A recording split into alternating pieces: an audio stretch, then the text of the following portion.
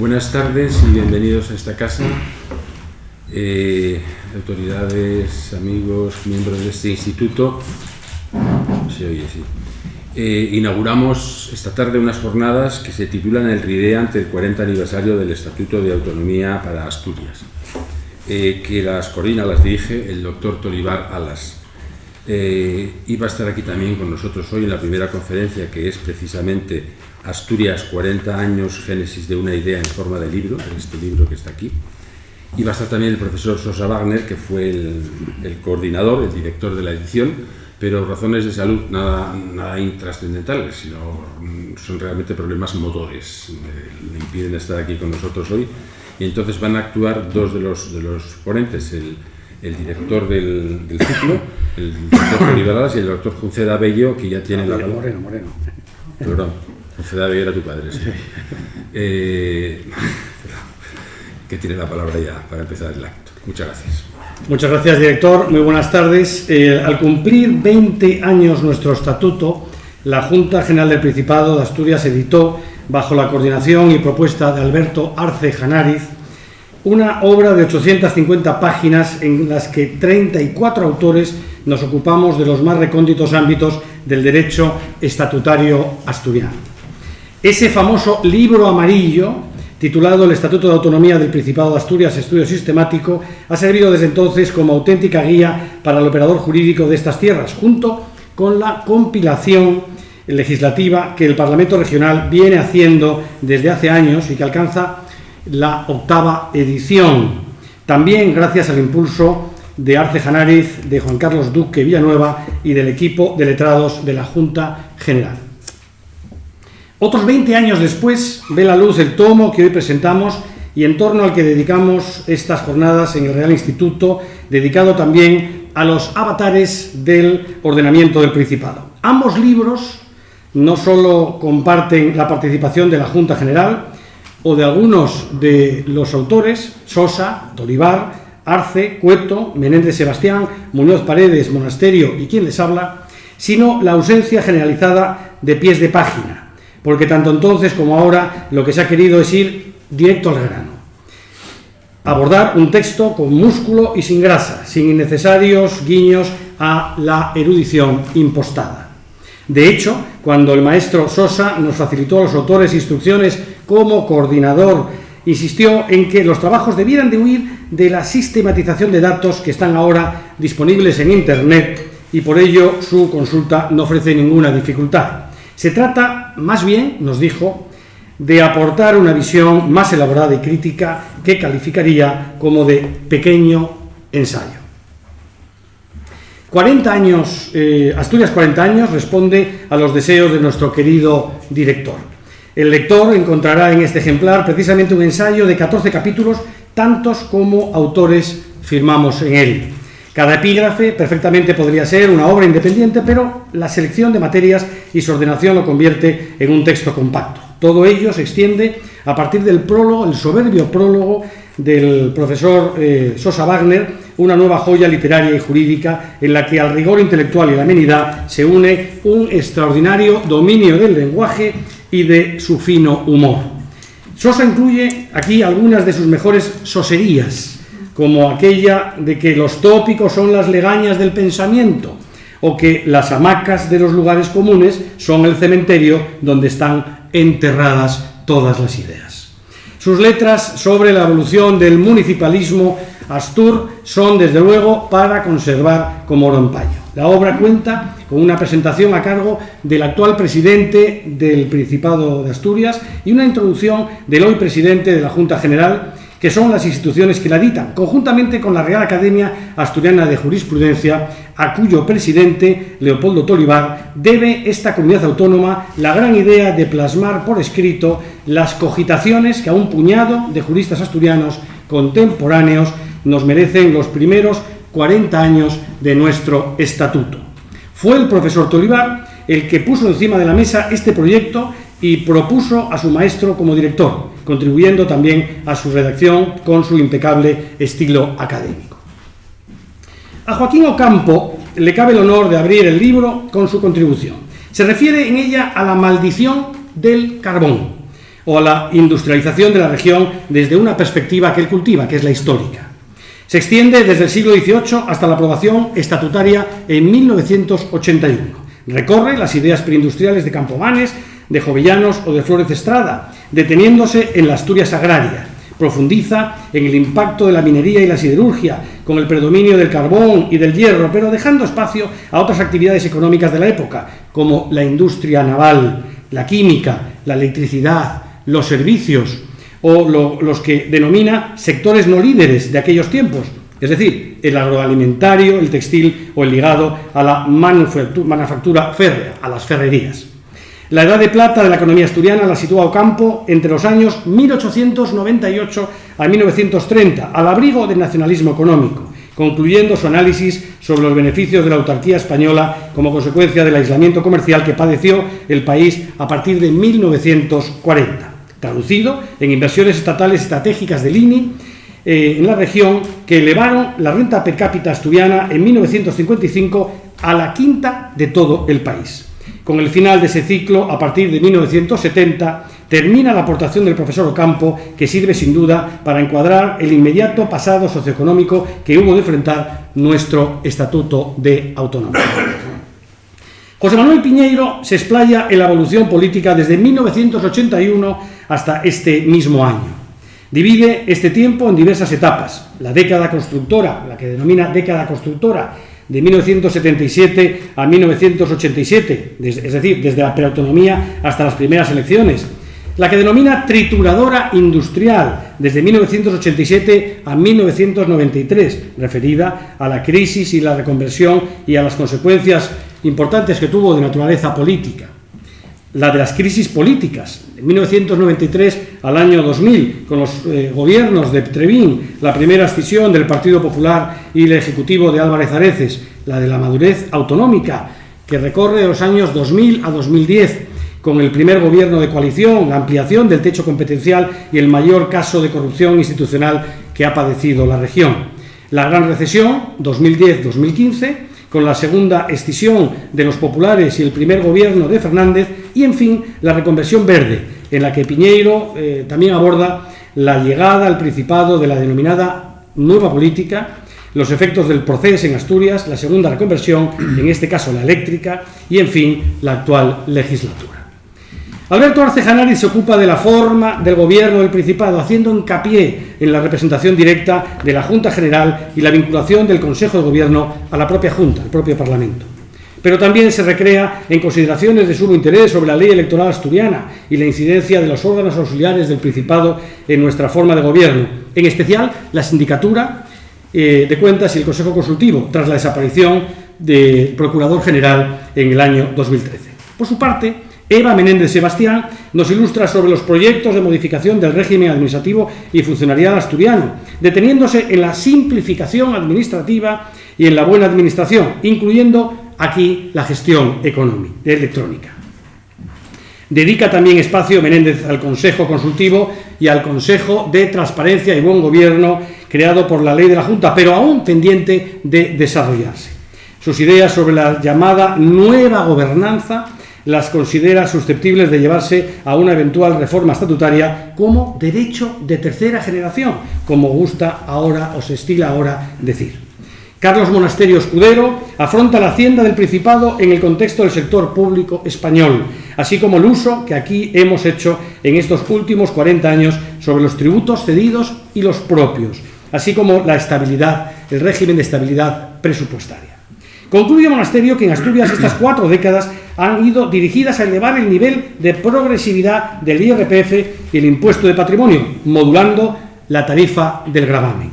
Se han introducido, dice, deducciones autonómicas de dudosa eficacia en el impuesto de la renta a las personas físicas, a su juicio.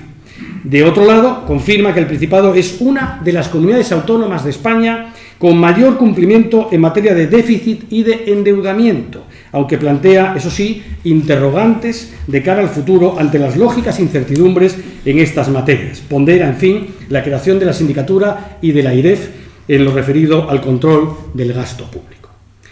El economista José Alba dibuja en el libro la realidad asturiana en el marco europeo, poniendo el énfasis en las grandes infraestructuras. Recuerda Alba la evolución demográfica de los últimos 40 años, reparando en la época de cambios de los 90, las convulsiones del Principado al principio del presente siglo y las crisis financieras y sanitarias que hemos vivido. Igualmente, merecen su atención las actividades agropecuarias y pesqueras a la sombra de las industriales y del potente y creciente sector terciario. Además de abordar la necesidad de aprovechar las nuevas vías de comunicación, se pregunta Alba si seguimos en una encrucijada. Sin duda, la lectura de este capítulo sitúa al lector ante la realidad económica actual con una gran exactitud. El presidente Rodríguez Vigil da muestras en el completo repaso que hace sobre la sanidad y la acción social del Principado de su hondo conocimiento de estas materias. Las conoce no solo como estudioso, sino como gestor, toda vez que ha ejercido la titularidad de la Consejería Sanitaria durante delicados años y es el forjador de infinidad de iniciativas autonómicas al respecto. El mapa sanitario, el futuro de los servicios sanitarios o el porvenir de la acción social en la región se complementan en su capítulo con un exhaustivo repaso, un recorrido intenso por las distintas etapas del gobierno y lo que han dado de sí estos 40 años en relación con estas importantes, decisivas materias. Sin duda, se trata este capítulo de Rodríguez Vigil de un libro dentro de otro libro, un capítulo que abre y cierra este asunto para quien necesite acudir a fuentes fidedignas en materia sanitaria y en materia de acción social. El maestro Tolivar se ocupa del arte y de la cultura. No hay ámbito ni cultural ni artístico que no lo aborde con su proverbial pulcritud. Comienza aportando datos interesantes sobre la huella historicista en nuestra política cultural, que incluso sirve como marca externa de nuestro turismo, de nuestra promoción turística del Principado. Formula asimismo observaciones interesantes sobre el marco constitucional y estatutario cultural. Este propio Real Instituto, el Museo de Bellas Artes de Asturias, el Archivo Histórico, la Biblioteca de Asturias Ramón Pérez de Ayala, el Museo Arqueológico, la Junta Asesora de Toponimia y el Consejo Asesor de Política Lingüística, así como el Consejo de Patrimonio Cultural de Asturias o las academias, son objeto de su exhaustivo examen del profesor Tolivar, que tiene tiempo incluso para abordar otros asuntos no menos interesantes e importantes, como el Camino de Santiago, el prerrománico, el Centro Niemeyer o la Ópera de Oviedo. Propone en su sugerente reflexión final, que el Principado pueda gestionar también todos los demás recursos culturales que no son aún de su incumbencia, previo convenio con quienes son competentes. Se refiere claramente a aquellos que están en manos del Estado. Miriam Cueto Pérez es la encargada de examinar 40 años de autonomía en la educación e investigación. De ello sabe también ella como gestora. Profundiza en el marco estatutario y su desarrollo legislativo, deteniéndose en la Universidad de Oviedo. La planificación de la ciencia en Asturias merece igualmente su atención, aportando ideas de sumo interés sobre la que llama gobernanza del sistema SCTI, que es como hoy se llama al sistema de ciencia, tecnología e innovación en nuestra región. Todo lo que el lector desee conocer sobre la protección del medio ambiente y el paisaje lo encontrará en este libro, en el capítulo firmado por Tomás Emilio Díaz González. Desde la red Natura hasta la red de reservas de la biosfera, pasando por la red de espacios protegidos y las zonas de especial protección para las aves. Señala Díaz que el Principado ha realizado en estos últimos 40 años una ingente labor en pro de la defensa del medio ambiente. Desde luego, no le falta razón. Alejandro Huergo lo trata del urbanismo y de la vivienda. Se centra en el desarrollo legislativo autonómico en la materia, así como de sus órganos. Incluye en su trabajo la ordenación del territorio y determinados aspectos polémicos de la legislación del suelo, como el no consolidado y los núcleos rurales. El comercio interior y la defensa de consumidores y usuarios ha sido el asunto sobre el que José María Muñoz Paredes ha escrito. Traza una línea discursiva canónica, comenzando por la distribución competencial y su alcance, de conformidad con la doctrina constitucional. Luego desciende al desarrollo legislativo y a su saldo de eficiencia en el Principado de Asturias. Alejandra Boto pone el broche final de oro al libro, ilustrándonos de la bibliografía más destacada de relevancia asturiana y los ecos jurisprudenciales más importantes ligados al Principado. Un trabajo de enorme trascendencia teórica y sobre todo práctica, porque lo que Boto hace es recopilar los principales hitos, tanto bibliográficos como judiciales, como jurisprudenciales, tanto ordinarios como constitucionales y europeos, atendiendo además a los principales conflictos que han surgido en estas 4 décadas, desde el tema del lobo hasta el asunto de la lingua, pasando por cuestiones ambientales o tributarias de interés. Mi contribución trataré de exponerla la próxima semana en el encuentro que tendremos aquí el próximo día 24 a las 7 de la tarde, donde abordaré no solo mi contribución, que es vinculada al asunto del régimen local, los concejos, la evolución que ha tenido el ámbito local, el poder local en estos 40 años sino también un repaso por aquellos retos que quedan pendientes de abordar desde el punto de vista institucional, desde el punto de vista legal, por la comunidad autónoma.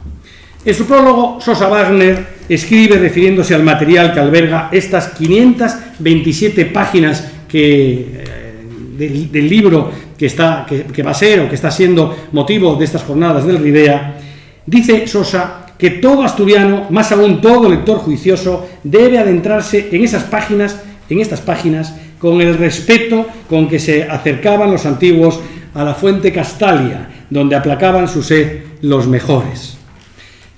Ojalá sea así y las conclusiones que me he permitido resumir apresuradamente y con su permiso puedan servir para ese magno objetivo.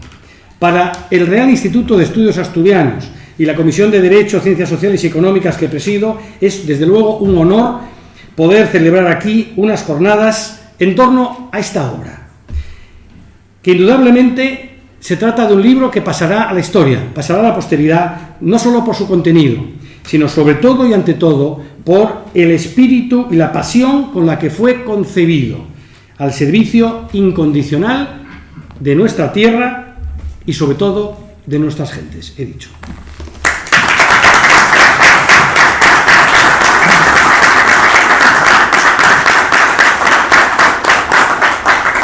Muchas gracias al doctor Junceda Moreno por este repaso magnífico al contenido de este libro singular. Tiene ahora la palabra el doctor Toríbar Alas, ya digo, repito, director y coordinador de este curso. Muchas gracias, señor director, autoridades, amistades, señoras y señores. Bien, como ha señalado nuestro director, el doctor Junceda ha hecho un repaso de los contenidos, una síntesis de los contenidos del libro. Pero realmente yo creo que lo importante para el RIDEA es, en efecto, que estamos contribuyendo a la exaltación, me atrevo a utilizar este término, de las 4 décadas del Estatuto, desde una institución cultural tan relevante como es esta casa. Era muy importante, a mi entender, y el director lo sabe, ese interés que yo tenía, y también, naturalmente, el director y coordinador de la obra, porque el RIDEA, sin perjuicio de que celebre, porque naturalmente esto da para mucho, pues más actividades pues relativas a estos 40 años estatutarios, se implicara también en este compendio que es esta obra, jurídica en parte, pero multidisciplinar, como ha recordado el doctor Junceda, ¿no?, donde se abordan, evidentemente, pues no todos los asuntos, porque sería imposible, ni están, evidentemente, todas las personas que podrían aportar cosas muy interesantes. El profesor Sosa pues ha hecho una selección, esa es la función de todo coordinador, de lo que entendía que era más conveniente. Y creo, y aquí hay varios coautores presentes, que de una forma, no voy a decir autoritaria, pero sí bastante clara y tajante, nos dijo qué teníamos que hacer y de qué teníamos que hablar o escribir, ¿no? Por lo tanto, las quejas en ese caso al doctor Sosa, que aunque vamos a oír sus palabras posteriormente leídas por el señor director, pues no está presente y se puede escabullir de una crítica que se puede hacer al respecto por las carencias o por los excesos que puede haber, ¿no? Naturalmente, esta obra, yo creo que por la magnitud que tiene, tendrá pues una presentación, vamos a decir así, mediática, pública, donde, como también ha señalado el doctor Junceda, pues estarán presentes pues, las personalidades que han hecho las introducciones, el presidente del Principado y de la Junta General, y esperemos que ya para entonces pues esté repuesto el profesor Sosa de sus dolencias, como esperamos, ¿no? Bien, por lo tanto, este es un ciclo sobre los 40 años que tendrá 2 sesiones más, aparte de esta, como también se ha señalado. El día 24 el doctor Junceda pues, nos hablará de su contribución y de algunas cuestiones pendientes, y el 2 de diciembre, creo recordar, es el doctor Monasterio el que hablará de temas fiscales que son también de gran interés, ¿no? Esta misma mañana, justamente presentando en la Junta General del Principado otra obra que había coordinado fundamentalmente con mi menor apoyo el doctor Ramón Punset, pues se habló justamente de las observaciones que en ese libro sobre un federalismo posible o deseable para nuestro país hacía el profesor Monasterio, muy particularmente y sin morderse la lengua, con respecto a la insolidaridad derivada de los regímenes forales, ¿no? Por lo tanto, también va a ser una conferencia muy interesante. Por lo tanto, yo tengo que agradecer al Real Instituto y se hace en la contraportada del libro pues esta adhesión a este proyecto. ¿Cómo se gestó? El doctor Junceda me echó unas flores quizá injustas, ¿no? Bueno, en la Junta de Gobierno de la Real Academia Asturiana de Jurisprudencia, como sabe su secretario que está aquí presente, pues acordamos que naturalmente la Academia pues, no podía ser ajena a la conmemoración de esos 40 años, ¿no? Y entonces pensamos en 2 cosas. Primero, en efecto, el hacer un libro, el encomendarlo a un académico de honor, de los pocos académicos de honor que tenemos, desgraciadamente algunos han fallecido ya, como es el doctor Sosa, para que, además voy a decirlo un poco toscamente, ¿no? me van o me vais a perdonar, ¿no? Desde la distancia que da la cordillera Cantábrica, bueno, pues tomara las decisiones que entendiera pertinentes, sin que pareciera, bueno, pues algún tipo de favoritismo, nepotismo o cosa parecida, ¿no? Bueno, entonces esa distancia yo creo que fue muy sana para esa dirección y coordinación. Y por otro lado, entendimos que era muy importante aunar a las instituciones. Acabo de decir que el RIDEA fue muy receptivo desde el primer momento en la celebración de un ciclo e incluso en esta presentación, pues quizá no mediática, pero sí muy académica de la obra, ¿no? Tengo que decir que tanto la Junta General del Principado, que en todo momento y en otras situaciones también se ha demostrado, pues es enormemente comprensiva y, como digo, receptiva con las iniciativas de la Academia, con la que tiene ya un convenio de tiempo atrás, como la propia presidencia de la comunidad autónoma, pues quisieron contribuir a poner, a dar relieve a esta obra. Naturalmente, la Academia de Jurisprudencia, la presidencia del Principado, la presidencia de la Junta General y, aunque no esté formalmente el logo de la universidad, entre otras cosas porque hubo un cambio rectoral, como todos sabéis, y entonces, bueno, pues no sabíamos si hablar con los entrantes o con los salientes o con los medio pensionistas, ¿no? Pero realmente, pues, profesores universitarios estamos abundantemente representados ahí, ¿no? Bien. También quisiera que, bueno, pues esa obra que aúna instituciones, también quisiera hacer un reconocimiento de la editorial Reus, ¿no? La editorial Reus, que es la editorial decana en Derecho, por lo tanto, y que además ahora está en un momento de esplendor. Yo quisiera agradecérselo porque también lo saben bien, pues el doctor Fonseca, la doctora Méndez Sebastián y, por supuesto, pues el doctor Junceda o o la doctora Rodríguez Mateos, que también está aquí, pues ha sido pues, enormemente atenta esta editorial a nuestras propuestas académicas, ¿no? Bueno, entonces, bueno, pues justamente en los últimos años, mayoritariamente con esta editorial, no siempre, pero mayoritariamente con esta editorial, estamos trabajando en obras, algunas ciertamente creo que notables, importantes, con contribuciones no solo de juristas de esta región, sino bueno, pues de juristas muy prestigiosos, ¿no? En los ámbitos en que hemos venido trabajando y por lo tanto bueno, tenemos ya digamos que una compilación bibliográfica importante que quizá pues en la Academia de Jurisprudencia pues tiene algo más de años que el Estatuto, pero pocos más, tiene 4 años más, pues quizá justamente hasta hace 4 años no teníamos esta producción ni de lejos, ¿no? Bien, y quisiera decir, para no alargarme, que esta obra y sobre todo esta voluntad, digamos, de aunar instituciones, de buscar puntos de encuentro, es también un homenaje al propio Estatuto. Yo creo que todos sentimos en este momento, a expensas de una reforma más conflictiva que podría ponerse en marcha en esa vida, todos estamos identificados con el Estatuto. Porque ese Estatuto es, aunque a algunos no les guste esto, es reflejo, es casi una proyección del consenso constitucional.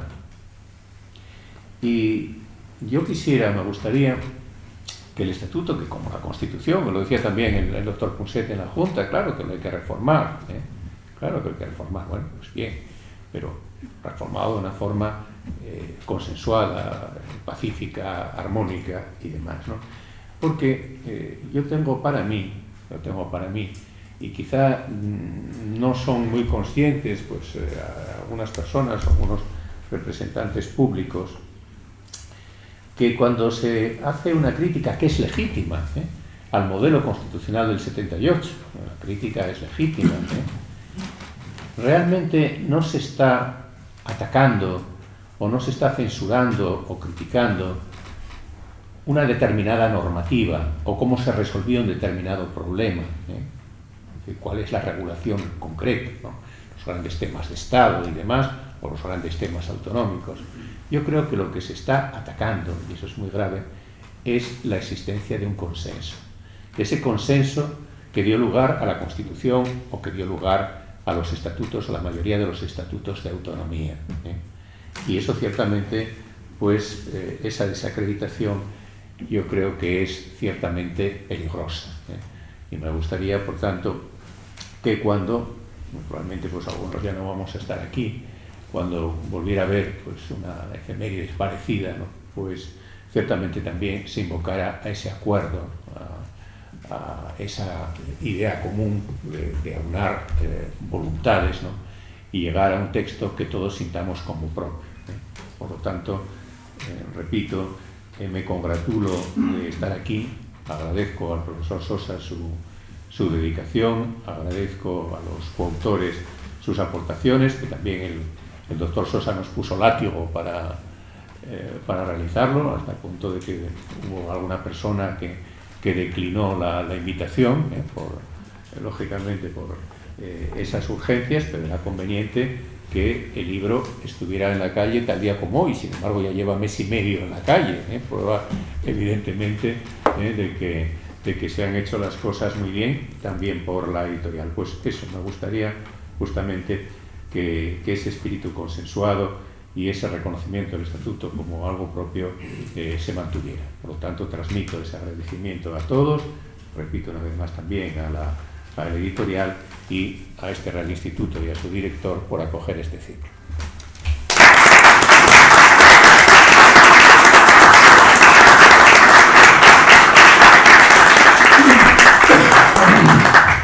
Muchas gracias, doctor Tolivar, por estas magníficas palabras de presentación de este ciclo y de este libro.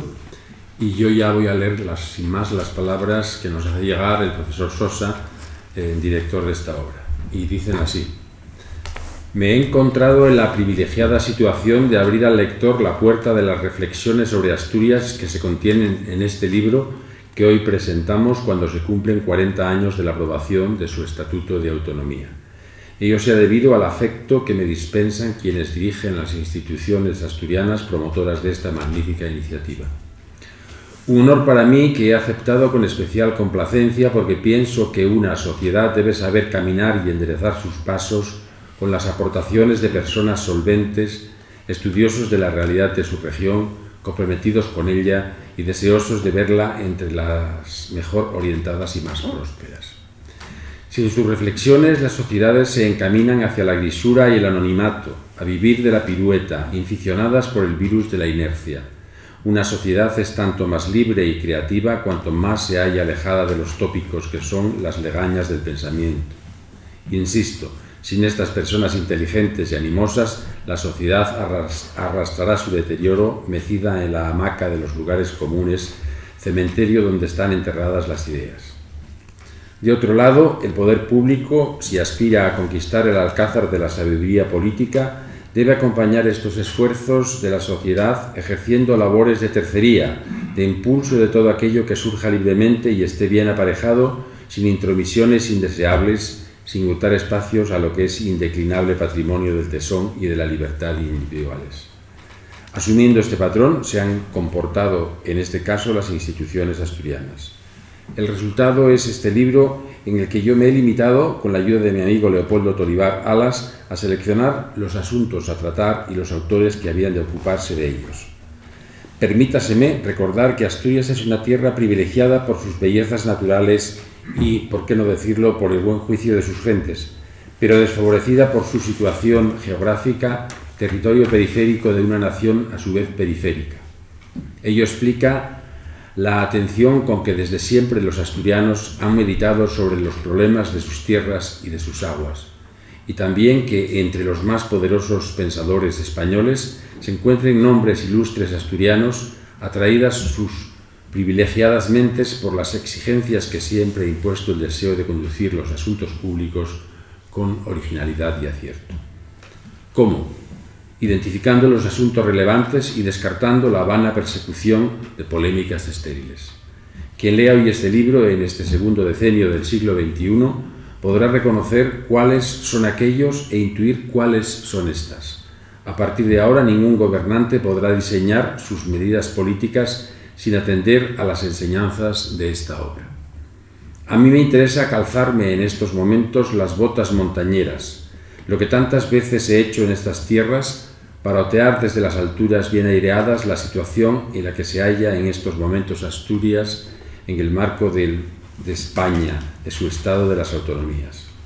Asturias, pese a sus problemas estructurales y de población, acaso el más peligroso, problemas bien explicados en este libro, sigue siendo una región mesurada, poco dada al exotismo institucional, pero no puede decirse lo mismo de algunas otras del resto de España. Si hemos de hacer una valoración de conjunto, podemos sostener que el sistema autonómico ha rendido frutos positivos, pero también ha sido partero de pecados mortales que están afeando su funcionamiento y exigiendo su reforma. Presta servicios a los ciudadanos de suma relevancia, muchos de ellos de buena calidad, pero también vive desequilibrios presupuestarios preocupantes, unos derivados del despilfarro y de la corrupción, otros fruto de un sistema de financiación por cuya reforma se clama sin que jamás pueda abordarse con rigor, precisamente por las deficiencias del modelo mismo. El sistema se convierte así en un laberinto poco transparente, con desajustes y aportaciones caprichosas y perturbadoras. Un sistema que se ha tintado de elementos confederales de manera que ya puede afirmarse que actuamos según el principio «hoy soy más confederal que ayer, pero menos que mañana». Véase la actual tramitación en las Cortes de los actuales presupuestos generales del Estado. Ello significa un retroceso en la historia de calado profundo y tendría gracia que los asumiéramos nosotros, con un Estado formado hace varios siglos y en cuya creación tanto significó Asturias, cuando los norteamericanos a finales del siglo XVIII los descartaron abiertamente.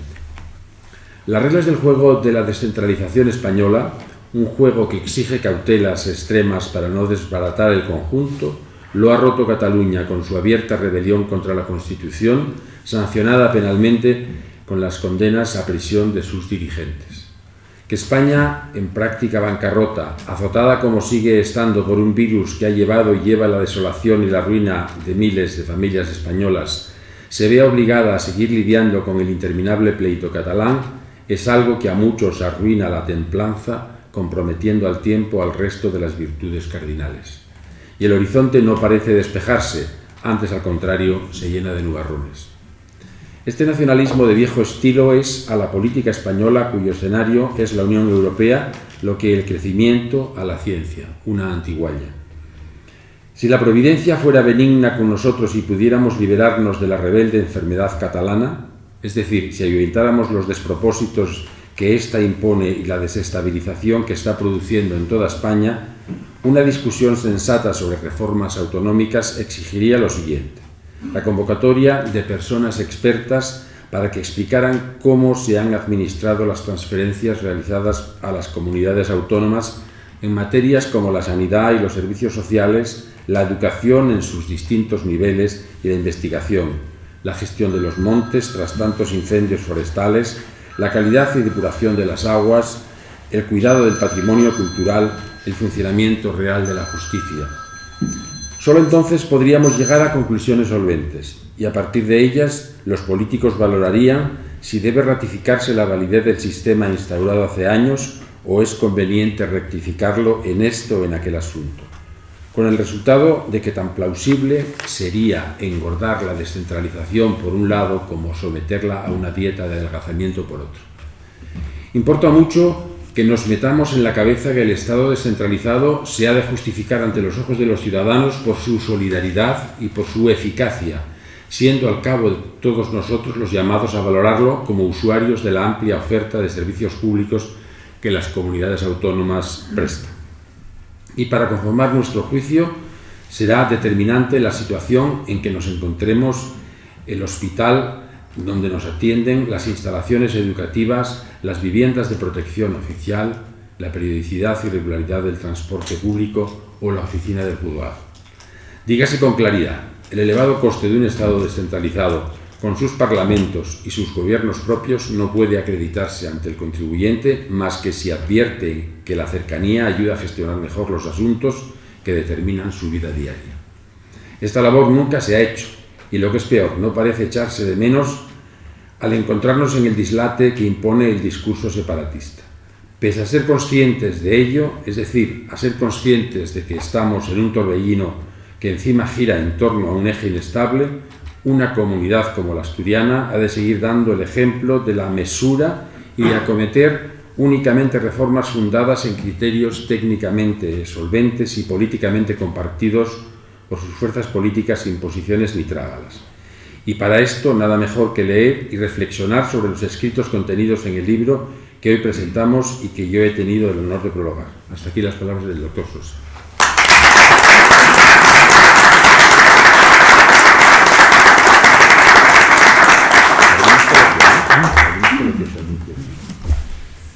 Muchas gracias y de todas formas yo creo que si el director del curso lo permite abrimos si alguien quiere hacer alguna pregunta o coloquio, alguna aclaración o hacer alguna reflexión, es el momento.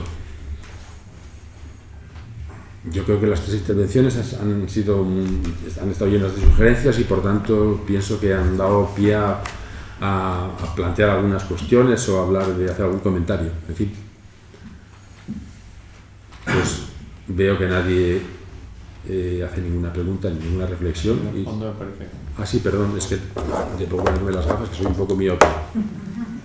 Sí, perdón. Dado que la presentación de este libro coincide con un proceso también de reforma sobre la mesa, tengo la impresión de que ha quedado un poco liada, que parece ser el asunto central en esta nueva reforma, que es la oficialidad del asturiano. No sé si los presidentes tienen alguna opinión al respecto, porque si son asuntos prioritarios no de cara a esa nueva reforma. Yo supongo lo que decía el doctor Sosa, pero en fin, están aquí los otros dos miembros. En mi intervención, en el capítulo que dedico sobre concejos y administración local, hago referencia a que Asturias es, junto con Cantabria, la única comunidad autónoma, la última comunidad autónoma en desarrollar una ley de régimen local.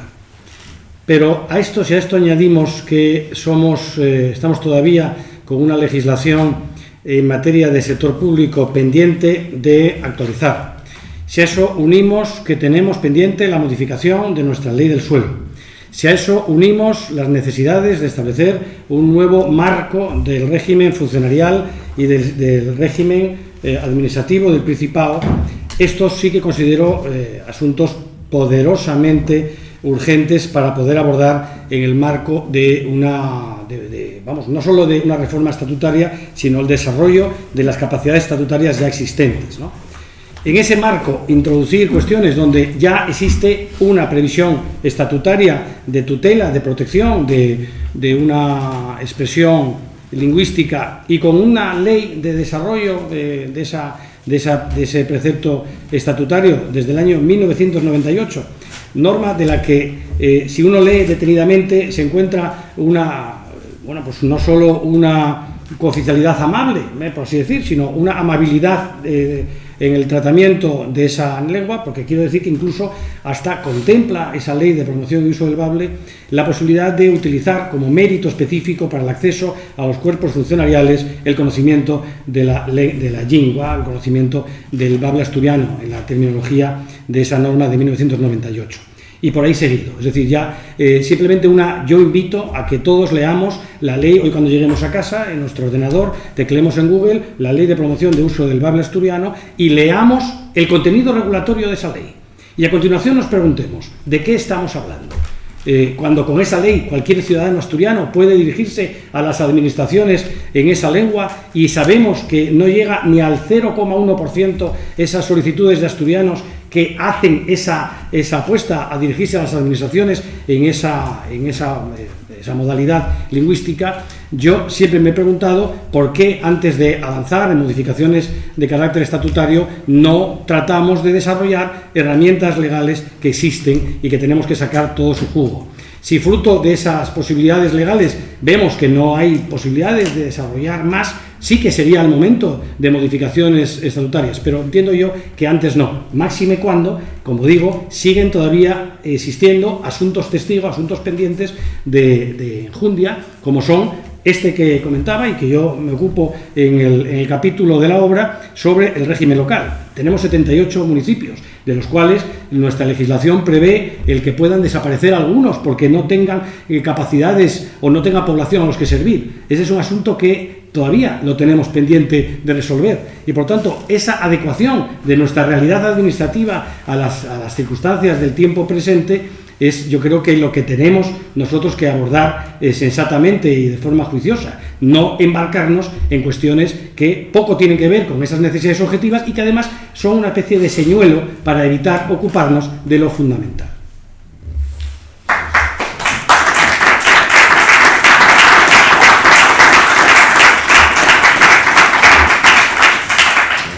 Si me permite, director, una precisión cronológica. Este libro se cerró, ya lo dije, que nos había dado látigo el director en primavera. Por lo tanto, en primavera no había ningún proyecto de reforma. Había ideas por ahí sueltas, había, en fin, acuerdos políticos internos y demás, ¿no? Por lo tanto, difícilmente podíamos hablar de lo que no existe. Y de hecho, yo que he tratado el tema lingüístico, como algunos saben, con una monografía que me llevó a la cátedra, por cierto, y bastantes artículos científicos, ¿no? Bueno, pues lógicamente, ya digo que pese a haber tratado este asunto, pues no me atrevería a opinar porque no he visto ningún documento. A mí, con todos los respetos, que se hable de una cooficialidad adjetivándola de amable o lo que sea, no, yo quiero ver un texto jurídico. Los juristas trabajamos, lógicamente, con material, como yo creo que como todos los profesionales de cualquier rama de la ciencia o de la técnica. Trabajamos con un material, no trabajamos simplemente con palabras, ¿no? Bueno, no obstante, en el libro, que lleva ya tiempo en la calle y que incluso si alguien tiene interés en él, pues a través de la Academia de Jurisprudencia se le puede conseguir a un precio mucho más barato, por cierto. En el libro, tanto la profesora Boto, lo ha dicho el doctor Junceda, cuando hace una recopilación de la normativa y la jurisprudencia sobre el asturiano que se ha producido en todos estos años, como yo mismo, cuando me refiero al tema de la cultura, pues naturalmente que abordamos el tema lingüístico. Lo abordo con relativa amplitud desde el punto de vista fundamentalmente orgánico, ¿no? Pero también tratamos naturalmente de la regulación existente. Sin lugar a dudas, existir ya ese proyecto, digo proyecto, un texto, como ya he escrito en una ocasión en el comercio, un texto sobre que los ciudadanos puedan alegar, como dice el artículo 133 de la Ley de Procedimiento Administrativo. Ahora, pues a través de las redes, pues se puede alegar en cualquier momento, y yo además creo que se debe invitar desde las instituciones y también desde los promotores de la oficialidad del asturiano a que la gente opine, ya que, en fin, pues complicado el tema de un referéndum, de no sé qué y tal, pero en fin, la opinión sí que se puede dar en todo momento. Bien, existiendo un texto, pues se puede opinar, no existiendo, pues evidentemente no, y cuando se cerró pues este libro y sus correspondientes capítulos, pues lógicamente no existía nada, ni siquiera expresiones de este tenor de cooficialidad amable o compromisos políticos, o si hay los 3/5 necesarios o no los hay, todo eso en ese momento no existía, ¿no? No dude que algunos no habríamos tenido ningún problema en analizar esas cuestiones, porque lo quiero decir, y no querría extenderme más, el doctor Sosa nos dejó una enorme libertad, lo que decía el doctor Junceda, ¿no? Que tuviera un componente de ensayo también el tema, ¿no? No se trata de comentario al artículo 1, comentario a no sé qué actividad que se hizo, tal política forestal, tal, no, que tuviéramos libertad de opinión, ¿no? Y por tanto, pues evidentemente de haber habido pues, una regulación, un proyecto de regulación, pues también habríamos debatido sobre eso, pero no hemos tenido ocasión, una cuestión temporal, ¿no? Sí, ¿alguna otra pregunta, consideración, comentario? Sí. Sí. No, quiero insistir, aunque sea poco, pero lo suficiente para que se vuelva a insistir en la historia en la que estamos metidos en estos momentos, que es bastante delicada y que realmente hay que entrar en ello, no hay tutía, que es el tema del bable como tal, como se ha planteado ya últimamente, ¿no? Entonces, que realmente habrá que insistir y que desde luego es un tema que importante la labor de organismos, por ejemplo, está muy bien, no digamos la universidad, y entonces realmente hay que arrancar, por favor, a estas instituciones que sean las que realmente avancen el tema y manejan de tal forma que paren, diríamos, esta historieta. Es decir, no es...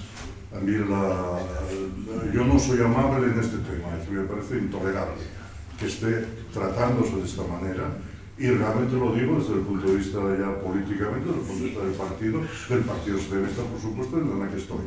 Es decir, es intolerable. Entonces, realmente me alegro mucho, diríamos, de que se haya trabajado sobre este tema y que tenemos que volver a insistir y darle más vueltas hasta el final de esta película.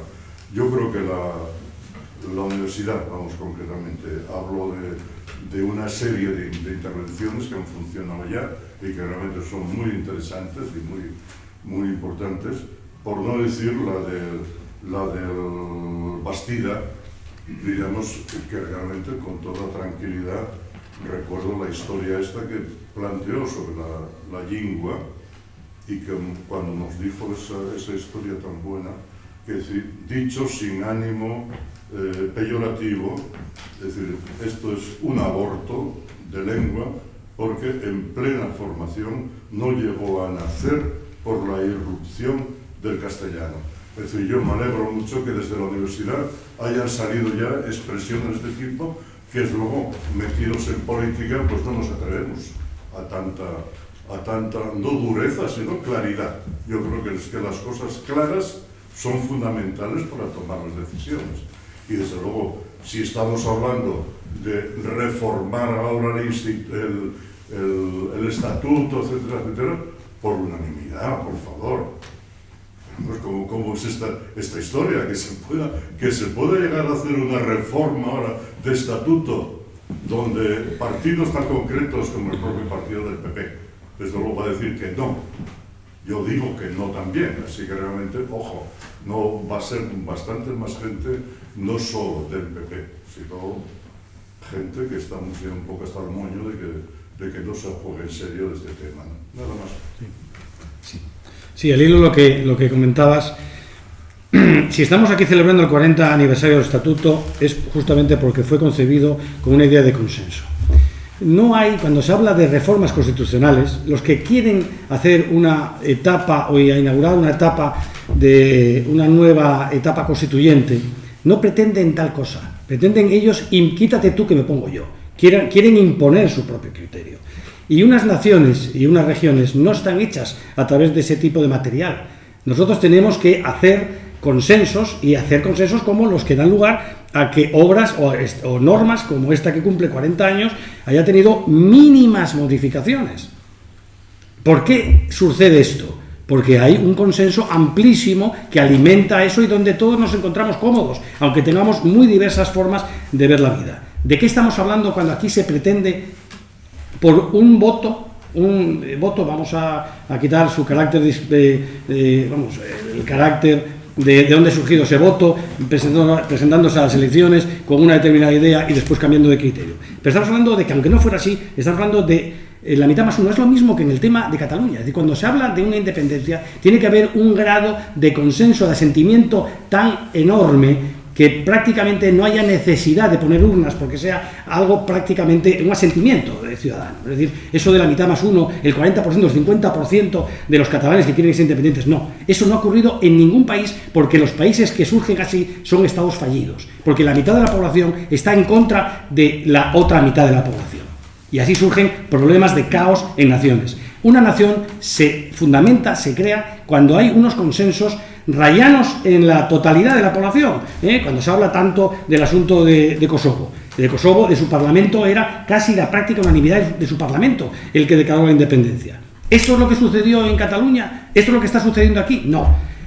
El régimen constitucional, los textos fundamentales, un texto estatutario, tiene que ser una casa de acogida de todas las opciones. Tiene que ser una casa en la que todos nos encontremos cómodos, que esa es la garantía para que ese texto perviva y nos permita hacer distintas políticas de un signo o del contrario. Todo lo demás es hablar de otra cosa. Sí. Buenas tardes a todos. No iba a intervenir, sí, pero bueno, en cierta manera por alusiones, ¿no? Ya que ha sido mencionado el partido al que en estos momentos represento, pues voy a hacerlo. En primer lugar, quería felicitar no solo por la elaboración del libro, sino por la puesta en escena. Me parece que la presentación es fantástica porque hemos tenido oportunidad de escuchar, bueno, a tres, ¿no? a tres ponentes con tu ayuda, director. Y quiero felicitaros realmente porque el libro, que todavía no he tenido ocasión de leer, con el resumen que ha hecho el doctor Junceda, pues luego queda claro que aborda prácticamente todos los temas que son realmente necesarios para que Asturias pues salga adelante, ¿no? Y precisamente una de las cuestiones en las que te has detenido ahora en la segunda intervención es pues la administración, ¿no? Estamos inmersos en este momento en una reforma de la administración autonómica, una reforma que, de hacerse bien, debería conllevar aunar esfuerzos y que saliera adelante de la mejor forma posible para Asturias, y no es un tema menor. Quien dice ese tema pues puede referirse a cualquiera de los del libro, en los que desde luego Asturias necesita avanzar y requiere muchísimos esfuerzos. Son pocos los recursos que tenemos en Asturias para mejorar todas esas cuestiones que aborda el libro, y por eso coincido plenamente con lo que ha dicho el doctor Junceda. Hay que dedicarse a lo que es realmente necesario en estos momentos en nuestra comunidad autónoma. Y si nos dedicamos a otras cuestiones, como puede ser la reforma del Estatuto de Autonomía, que considero que puede reformarse, ¿por qué no?, debe hacerse con motivos suficientes. Yo lo que puedo trasladar a este auditorio es que pues por parte del Gobierno lo que se ha trasladado al principal partido de la oposición ha sido un documento con 11 puntos para reformar el Estatuto, 11 puntos, la mayoría de ellos de poca enjundia, 2 o 3, no tengo ahora mismo el documento, pero 2 o 3 se refieren a cambio de epígrafes o cambios de puntuación dentro del propio Estatuto, y luego pretende abordar otras cuestiones que pueden tener su importancia, pero desde luego no la que se pretende en este momento por lo que nosotros conocemos, por declaraciones públicas, porque no se ha avanzado en nada más. Claramente la reforma del Estatuto, creo que de la manera más objetiva, puedo decir que se nos plantea a los distintos grupos con representación en el Parlamento para hacer cooficial la lengua. Creo que objetivamente es así. Y por lo tanto yo considero que no es algo que necesitemos en este momento. Y si todos o la mayoría de los grupos con representación en el Parlamento decidiéramos ir a esto, debería ser con el máximo consenso. Es verdad que aunque se permita hacer esta reforma del Estatuto con 3/5, yo creo que no es suficiente, Y máxime cuando, como decía el doctor Tolivar, no conocemos el modelo que nos plantean para hacer una reforma del Estatuto que conlleva la cooficialidad de la lengua. Estamos hablando de algo muy nuestro, algo de lo que todos los asturianos estamos orgullosos, y eso tenemos que hacerlo de la mejor manera posible. Me estoy refiriendo tanto al Estatuto de Autonomía como a la lengua que utilizamos en cada uno de los municipios en los que uno u otro pues vivimos. Por tanto, ya que ha saludido al Partido Popular, decir que nosotros queremos lo mejor para Asturias, que lo que queremos es que si hay cambios, tanto en el Estatuto como en nuestra lengua, sea con el máximo consenso, porque se lo debemos a las personas que hicieron en su momento el Estatuto de Autonomía, que lleva vigente 40 años y creo que nos ha servido a todos. Quería dejarlo claro. Muchas gracias. Sí, ¿alguna otra intervención? Parece que no. Pues nada, muchas gracias por su asistencia y levantamos la sesión. Muchas gracias.